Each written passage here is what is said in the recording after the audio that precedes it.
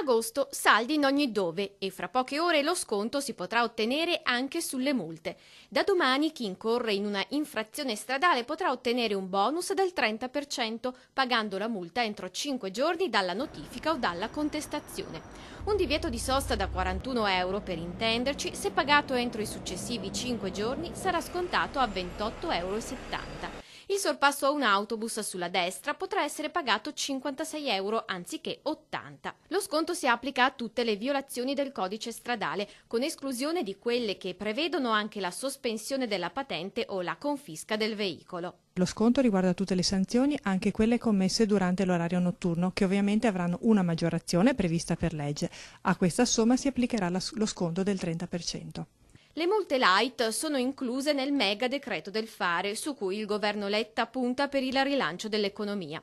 Naturalmente a stare a cuore al legislatore è soprattutto il proprio di portafogli e visto che fino a ieri oltre il 30% degli italiani non pagava le multe è corso ai ripari. E anche da noi tutto è pronto. I verbali sono pronti, già predisposti per essere ovviamente in linea con la norma. Da domani sul cruscotto troveremo un verbale che riporta il prezzo intero e quello scontato. Alcune pattuglie sono oggi dotate anche di POS, dunque si può chiedere la notifica immediata della contravvenzione.